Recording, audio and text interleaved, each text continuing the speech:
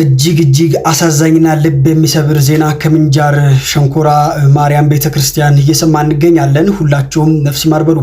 እየተሰራ ያለው ቤተክርስቲያን እየተጎበኘ ባለበት ሰዓት ለ30 ያላነሱ ሰዎች መሞታቸውና እንዲሁም ደግሞ በበርካታ ሰዎች ላይ ጉዳት መድረሱን የተጎዱ ሰዎች ወደ ሆስፒታል መወሰዳቸው እየሰማን እንገኛለን።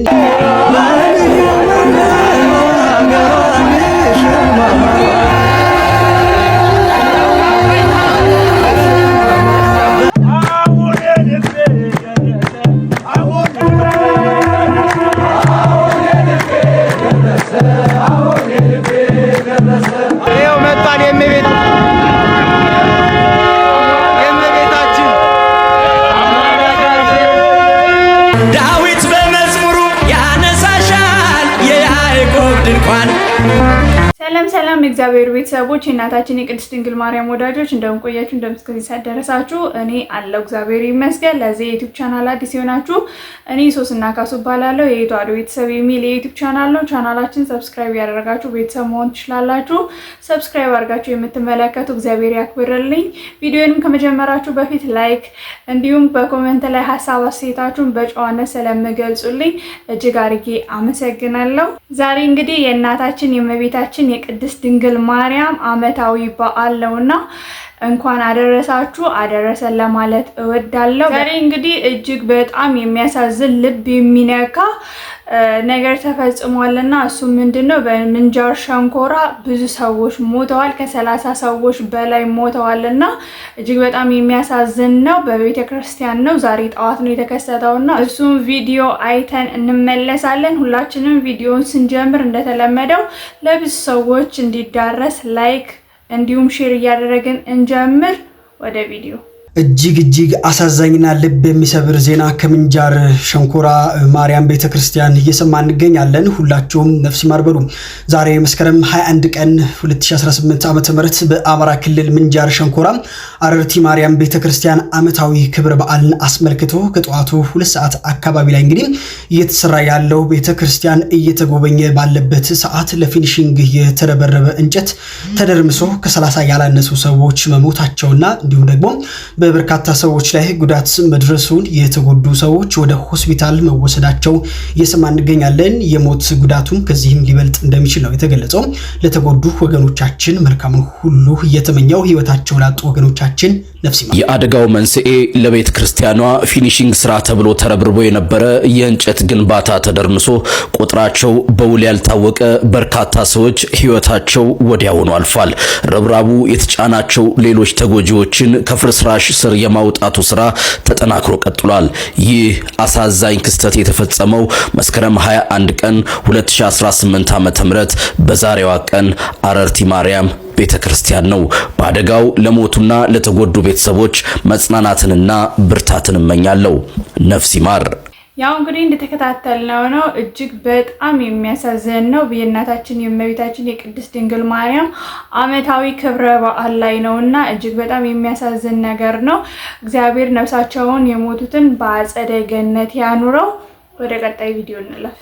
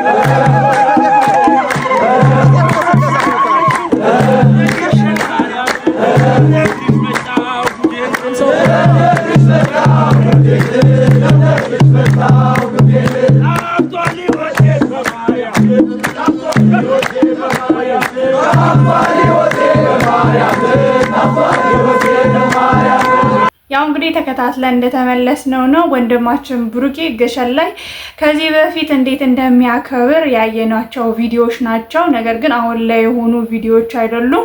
ብሩኬ ብዙዎቻችሁ እንደተፈታ በ30,000 ብር ዋስ እንደተፈታ ነውና የምታውቁት እንደሱ አይደለም። ይህንን ቪዲዮ ደግሞ አይተን እንመለስ። አንደስ አላችሁና የምትሉ ሰዎች ብሩኬ ይግባኝ ተጠይቆበታል። እሺ ይግባኝ ተጠይቆበታል። እንዴት አያችሁት? አልተፈታም። ይግባኝ ተጠይቆበታል። ይሄ ይታወቅ። እሺ ይግባኝ ተጠይቆበታል ወንድማችን። እውነት ነው። በዕለተ ቅዱስ ገብርኤል ዛሬ ፍርድ ቤቱ በ30,000 ብር ዋስ ለቆት የነበረ ቢሆንም ነገር ግን በድጋሚ ዋስ ይግባኝ ተጠይቆበት አልወጣም። እየተናገረ ይልሰዋል። ወንድማችን ብሩኬ ይግባኝ ተጠይቆበት ከእስር አልተፈታም። ላለፉት 12 ቀናት ያለ ወንጀሉ ያለ ጥፋቱ የታሰረው ወንድማችን ፍትህ አልባው ጉዞ እንግዲህ ቀጥሏል ማለት ነው። ዛሬ መስከረም 19 ቀን ፍርድ ቤት ቀርቦ ነበረ። በዕለተ ቅዱስ ገብርኤል በ30,000 ብር ዋስ ተለቆ የነበረ ሲሆን ነገር ግን ይግባኝ በድጋሚ ተጠይቆበታል ማለት ነው። እግዚአብሔር የወደደውን ያደርጋል። በዚህ መካከል ሁላችንም ደግሞ እውነቱን በመግለጥ ወንድማችንን አይዞ ብለን በማበረታታት መቀጠል መቻል አለብን።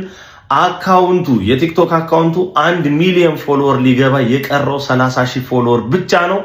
አሁንም የወንድማችን ብሩኬን አካውንት 1 ሚሊዮን አስገብተን ስጦታ አድርገን እንጠብቀዋለን ማለት ነው። ግዴለም እግዚአብሔር አምላክ ይፈርዳል። ያው እንግዲህ ተከታትለን እንደተመለስነው ነው ወንድማችን ብሩኬ አልተፈታም። ይግባኝ ተጠይቆበታል። ተፈቶ ነበረ በ30,000 ብር ዋስ። ነገር ግን ወዲያው ይግባኝ ተጠይቆ አልተፈታምና አሁንም በእስር ላይ ነው ያለው። እናታችን እመቤታችን ቅድስተ ቅዱሳን ድንግል ማርያም ትድረስለት። እጅግ በጣም የሚያሳዝን ነው። እናትየው ሚዲያ ላይ ወጥተው ምንም ነገር አላስገደደኝም ብለው በተናገሩበት ጊዜ ነውና የታሰረው። እግዚአብሔር ብቻ ከሱ ጋር ይሁን። እናታችን እመቤታችን ቅድስተ ቅዱሳን ድንግል ማርያም ጥላ ከለላ ትሁንክ። ወንድማችን ፍትህ ለብሩኬ አሁንም ቢሆን እንላለን። ነገር ግን ብሩኬ ከእስር ቤት ሆኖ የላከው ደብዳቤ ያለና እጅግ በጣም ልብ የሚነካ ደብዳቤ ነው። እሱን ደግሞ አይተን እንመለስ። እዚህ ከገባው ታውቃለህ፣ እዚህ ከገባው ቀን ጀምሮ ገና ይቺ ያልጠገብኳት ልጄ አይኔ ላይ እየመጣች የሚከብዱ ቀናትን እያሳለፍኩ ነው። ዛሬ ግን ስጋ እዚህ ቦታ ላይ ሆኜ አንድ ፍጹም አጽናኝ ነገር ገጠመኝ። ታውቃለህ፣ ዛሬ ከምድረ ከብድ አቡነ ገብረ መንፈስ ቅዱስ ገዳም የገዳሙ አበምኔትን ጨምሮ 3 አባቶች ሊጠይቁ ይመጡ። ልቤ እነሱ ይሆናሉ ብሎ አልጠረጠረም ነበር። ስሜ ሲጠራ ቀኑ ሙሉ ያላየኋት ባለቤቴ እንደምታገኘኝ እንጂ እነሱ እንደመጡ በምን ልወቅ? ስጋ ለካ ዛሬም ስለ መንጋው የሚጨነቁ አባቶች አሉን።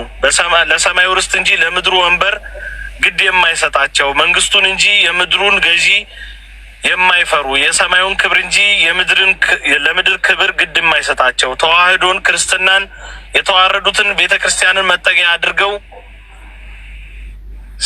ያልፍላቸው ያልተዋት ያላለፉ በእንተ ስሟ ለማርያም ብለው ጠግበው ዛሬም ሰላም ለኪን ያልረሱ ዛሬም በየገዳሙ በየአድባራቱ ለስሟ የቆሙ አባቶች አሉ። የእውነት ምን እንደተሰማኝ በምን ቃል እንደምገልጽልህ አላውቅም። እግዚአብሔር ከትላንት ይልቅ የሚልቅ አገልግሎትንና አገልጋይን ለቤቱ ያዘጋጃል። እዚህ ድረስ መጥታችሁ ለመጽናናቴ ምክንያት የሆናችሁኝ የምድረ ከብድ አቡነ ገብረ መንፈስ ቅዱስ አባቶችን እግዚአብሔር በእድሜ በጸጋ ይጠብቅልኝ። አገልግሎታችሁን አምላከ ቅዱሳን እግዚአብሔር ይቀበልልኝ። ብሩክ ብላችሁ ጠርታችሁ አቤት ብዬ ከበታቻችሁ ሆኜ ለማገልገል እኔንም ያብቃኝ። በረከታችሁ ይድረሰኝ። ስጋ አንተም አመስግንልኝ። ከኔ በተሻለ ነጻነት ላይ የምትገኙ ወንድሞች፣ የቤተ ክርስቲያን ደጇን መቅደሷን ለመሳለም የታደላችሁ እህቶች፣ ወንድሞች ለጸሎት በቆማችሁ ጊዜ እኔ ደካማ ወንድማችሁን በጸሎት አስቡኝ። ትንሿን ስስቴን ልጄን ዳግመኛ ለማየት ጓጓለሁ። ለዛም ያብቃኝ ወንድማችሁ ብሩኬ ስጋ ይላል። እግዚአብሔር አምላክ በሰላም ለቤቱ ያብቃው። እግዚአብሔርም በጣም እጅግ በጣም የሚያሳዝን አንጀት የሚበላ ደብዳቤ ነው። አባቶች ከጎን የምትቆሙ አባቶች ብዙ እንደሆናችሁ እናውቃለንና እጅግ በጣም አድርገን እናመሰግናለን። እግዚአብሔር በእድሜ በጸጋ ያቆይልን። ወደ ቀጣይ ቪዲዮዎች ደግሞ እንለፍ። እንኳን የእመቤታችን እንኳን የመላእክት ስዕል ቀርቶ የተቀደሰ ሀገር ስዕል እንዲሳል እግዚአብሔር ፈቅዷል። እስቲ ይሄን ጥቅስ እናንብ። ሕዝቅኤል 4:1 እንዲህ ይለዋል፣ አንተም የሰው ልጅ ሆይ ጡብን ወስደ በፊትህ አኑራት፣ የኢየሩሳሌምንም ከተማ ስዕል ሳልባት አለ እግዚአብሔር። የሰማችሁ ነው። ቅድስት ሀገርን ሳላት ይለዋል። ለሕዝቅኤል ነው። ይህም ለእስራኤል ቤት ምልክት ይሆናል አለ። ቅዱሳት ስዕላት ለኛ ምልክቶቻችን ናቸው፣ መገለጫዎቻችን ናቸው። ስለዚህ ቅዱሳት ስዕላት እንዲሳሉ ያዘዘ ማን ነው? እግዚአብሔር ነው። በኪሩቤል ስዕል ባማረው ቤተ መቅደስ በ12 ዓመቱ የተገኘ ማን ነው? ክርስቶስ ነው። በቅዱሳት ስዕላት ያጌጠ ማለትም በስዕለ ኪሩቤል በተሸለመው ቤተ መቅደስ የንግድ ሥራ ሲሰሩ አይቶ የአባቴ ቤት የጸሎት ቤት ነው ብሎ በጅራፍ ገርፎ ያስወጣ ማን ነው? ክርስቶስ ነው። ስለዚህ ኦርቶዶክሳውያን፣ ስለዚህ የቅዱሳት ስዕላት መነሻ ማን ነው? መጽሐፍ ቅዱስ ነው። እመቤታችንን የሚሳደቡ መናፍቃንን ቅዱስ ኤጲፋኒዎስ በምን ይመስላቸዋል? ባበደ ውሻ ይመስላቸዋል። ያበደ ውሻ ምን ይላል ቅዱስ ኤጲፋኒዎስ? የመዝገበ ህብስት ወይም መዝገበ መድኃኒት የሚባል መጽሐፍ አለው። ፓናሪዮን ይባላል በግሪኩ። መዝገበ ህብስት ወይም መዝገበ መድኃኒት ማለት ነው። ለሁሉም መናፍቃን መልስ የሰጠበት መጽሐፍ ነው እና ቅዱስ ኤጲፋኒዎስ ምን ይላቸዋል? እነዚህ ሰዎች ለምንድነው እመቤታችንን የሚሳደቡት ይልና ውሻ ጤነኛ ሳለ ጌታውን ያውቃል፣ የጌታውን ሚስት ያውቃል፣ ልጆቹን ያውቃል፣ ቤተሰቡን ይለያል፣ ጎረቤትንም ይለያል። ማን? ውሻ። ውሻ ግን ባበደ ጊዜ ጎረቤት ይለይ የነበረው ልጆቹን ይለይ የነበረው ውሻ ባለቤቱን ጭምር መንከስ ይጀምራል። ባለቤቱን መንከስ ይጀምራል። ሰው ጤነኛ ሲሆን የቤተ ክርስቲያኒቱን ራስ ክርስቶስን ያከብራል። ቤተ ክርስቲያን እንድትመሰረት ምክንያት ድህን የሆነችውን ድንግል ማርያምን ያከብራል። የክርስቶስ ቤተሰቦች አካሎቹ የሆኑት ቅዱሳንን ያከብራል። ሲያብድ ግን ቅዱሳንንም ይሳደባል፣ እመቤታችንን ይሳደባል፣ ራሱን ክርስቶስንም ይነክሰዋል። ክርስቶስንም አማላጅ ፍጡር ብለው ይሰድቡታል። በሷ ላይ ብቻ ተነስተው የቀሩ እንዳይመስላችሁ። ለምንድነው ሲባል ውሻው በማበዱ ምክንያት የጌታው መልክ ይቀየርበታል፣ የቤተሰቡ መልክ ሁሉ ይቀየርበታል ይላል። መናፍቃንም አይምሯቸው ስለተነሳቸው ፈጣሪ የሆነው ኢየሱስ ክርስቶስ በፍጡር መልክ ይታያቸዋል። የፈጣሪ እናት የሆነችው እመቤታችን አንሳ ትታያቸዋለች፣ ጣዖት ትሆንባቸዋለች። በእነሱ ሕሊና ላትስባል። የሱ ልጆች ሐዋርያት ሁሉ ቅዱሳን ሁሉ በእነሱ የተናቁ ይሆኑባቸዋል። ያው እንግዲህ ቪዲዮዎቹን አይተን እንደተመለስነው ነው። ለመምህሮቻችን ቃልዮት ያሰማልን፣ መንግስተ ሰማያት ያወርስልን፣ የአገልግሎት ዘመናቸውን ያብዛልን። እናታችን እመቤታችን ቅድስተ ቅዱሳን ድንግል ማርያም ማንም ቢሰድባት ማንም ስዕሏን ቢቀድ እኛ ግን እጅግ አድርገን እንወዳታለን።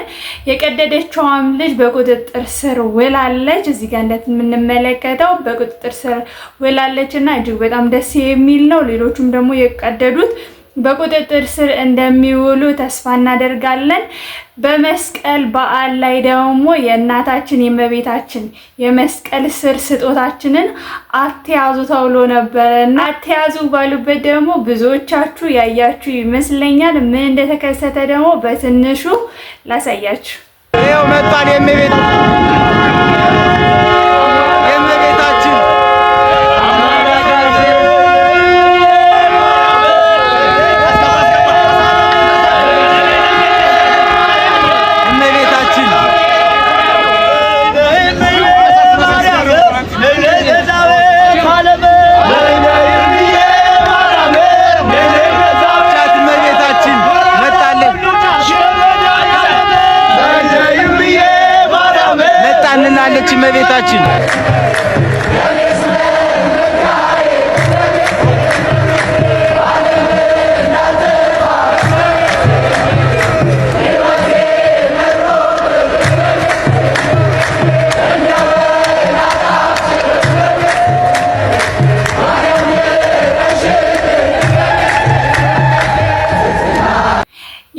ተከታትለን እንደተመለስነው ነው። እጅግ በጣም ደስ የሚል ነው። እንኳኑ ስዕሏን አትያዙ ተባለ። ምክንያቱም ከዚህ በፊት እንደዚህ ስዕሏ ተይዞ አይታወቅምና እንኳኑ አትያዙ አላችሁን። እኛን ደግሞ ይዘናዋል። እጅግ በጣም ደስ የሚል ነው። መስቀሉ ሲነሳ እናታችንን መነሳቷ አይቀርምና በመስቀል ስር ነው እናቱን እናት አድርጎ የሰጠንና እጅግ በጣም ደስ የሚል ነው። እኔ በበኩሌ በጣም ያስደስተኝ ቪዲዮዎች ናቸው። ለዛሬ ያዘጋጀሁላችሁ ቪዲዮዎች እነዚህ ይመስላሉ። እስከ ቪዲዮ መጨረሻ ስለተከታተላችሁ አመሰግናለሁ። ስትገቡ ሰብስክራይብ እና ላይክ ያላደረጋችሁ አሁን ሰብስክራይብ እና ላይክ እንድታደርጉ በትህትና ጠይቃችኋለሁ። ለሌሎች አስተማሪ ቪዲዮዎች እስከምንገናኝ ሰላም እግዚአብሔር ከሁላችን ጋር ይሁን። ሰላም ቆዩልኝ። ዳዊት በመዝሙሩ ያነሳሻል የያዕቆብ ድንኳን